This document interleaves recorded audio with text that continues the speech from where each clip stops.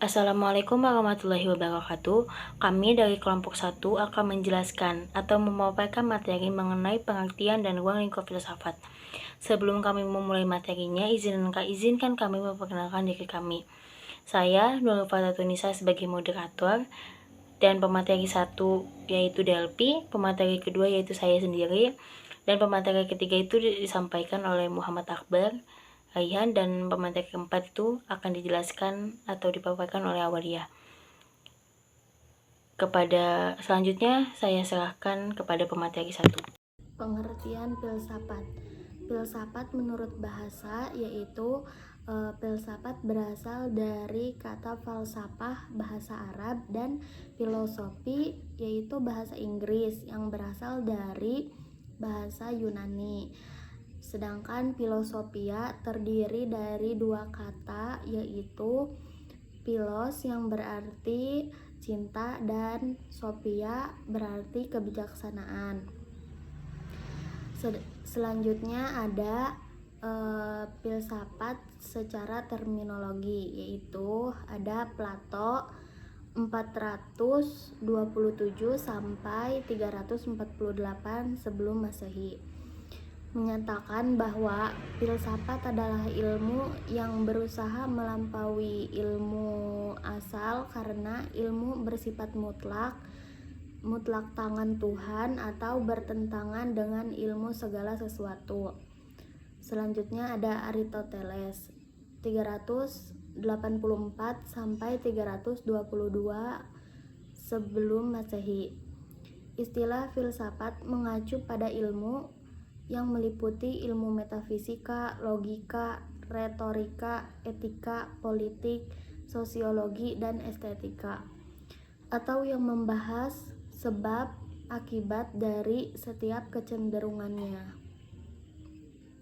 Selanjutnya ada Cicerio 106 sampai 43 sebelum Masehi, menyatakan filsafat adalah kumpulan dari segala ilmu menurut apa yang Tuhan katakan.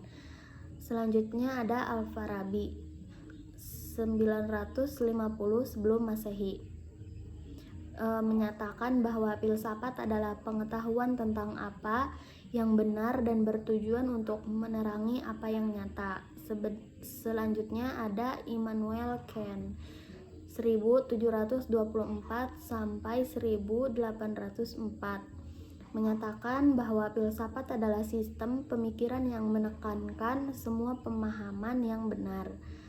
Selanjutnya ada Rene Descartes 1590 sampai 1650, menyatakan bahwa filsafat adalah kumpulan dari semua pengetahuan di mana alam semesta, manusia, dan Tuhan diperlakukan sebagai objek penyelidikan. Selanjutnya ada Hasbullah Bekri. Jadi Hasbullah Bekri itu berkontribusi pada pembelaan iman dengan mempromosikan ilmu yang menyelubungi segala sesuatu dengan mendalam mengenai ketuhanan, alam semesta, dan manusia, sehingga seseorang dapat memahami bagaimana hakikatnya sejauh yang dapat dicapai manusia. Proses mencari kebenaran itu melalui berbagai tahap. Ada 3 tahap. Tahap ke-1 yaitu manusia berspekulasi dengan pemikirannya tentang semua hal. Yang kedua, dari berbagai spekulasi disaring menjadi beberapa buah pikiran yang dapat diandalkan. Tahap ketiga yaitu buah pikiran tadi menjadi titik awal dalam mencari kebenaran atau penjelajahan pengetahuan yang didasari kebenaran, kemudian berkembang sebagai ilmu pengetahuan seperti matematika, fisika, hukum, politik, dan lain-lain. Selanjutnya Jadi apa sih filsafat itu? Jadi filsafat adalah berarti cinta kepada kebijaksanaan atau cinta kepada kebenaran. Saya Awalia sebagai pemateri 2 akan melanjutkan ruang lingkup filsafat.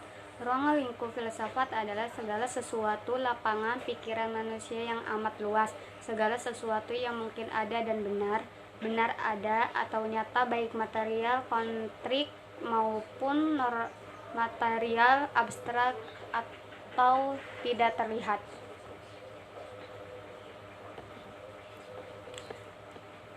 Cabang-cabang filsafat sebagai berikut.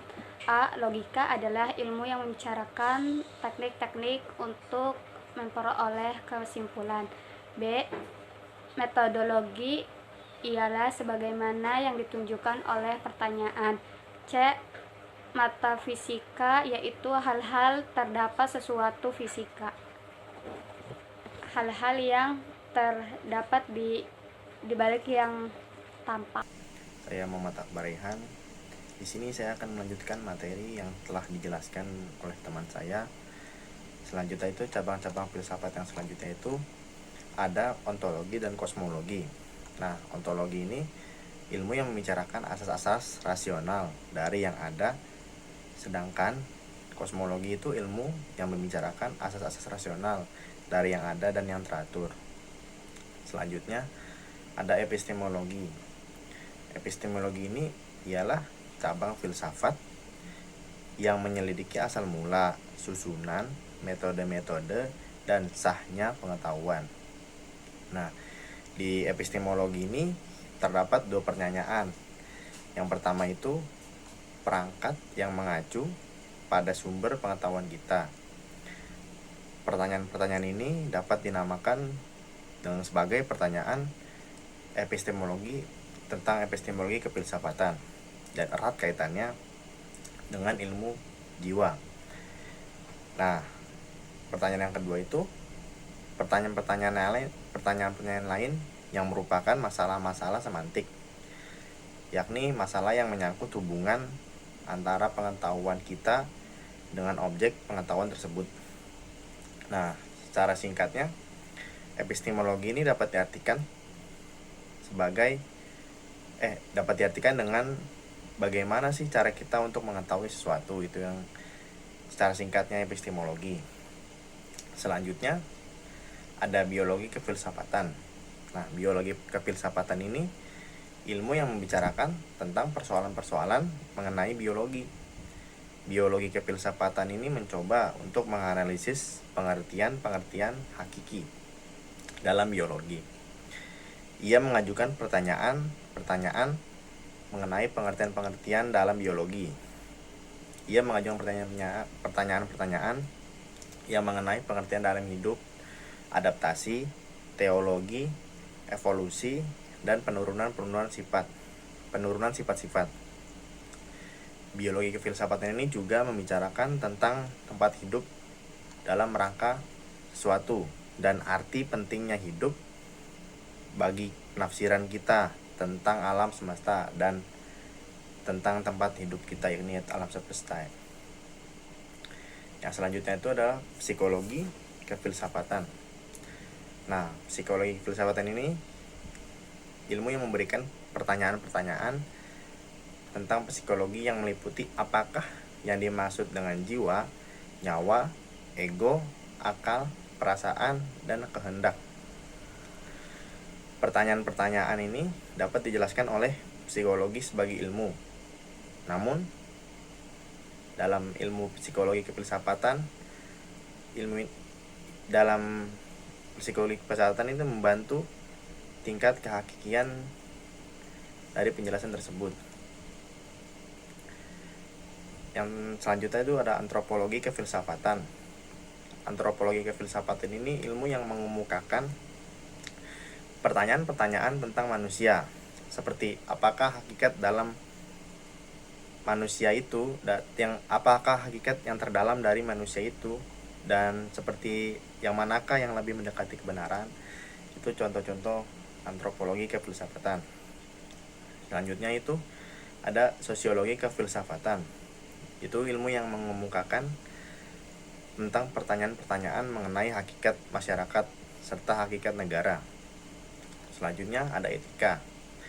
Etika itu adalah cabang filsafat yang membicarakan tentang baik dan buruk. Cabang filsafat ini etika ini adalah cabang filsafat yang menyajikan dan memperbincangkan tentang istilah-istilah seperti baik, buruk, kebajikan, kejahatan, dan sebagainya. Selanjutnya itu ada estetika. Estetika ini adalah cabang filsafat yang membicarakan definisi, susunan, dan peranan keindahan, khususnya seperti yang ada di dalam kesenian atau di dalam arti estetika dalam kesenian. Yang terakhir ada filsafat agama. Nah, filsafat agama ini adalah cabang filsafat yang membicarakan tentang jenis-jenis pertanyaan berbeda mengenai agama. Selanjutnya saya serahkan kepada moderator. Terima kasih. Terima kasih kami ucapkan, kurang lebihnya mohon maaf. Wassalamualaikum warahmatullahi wabarakatuh.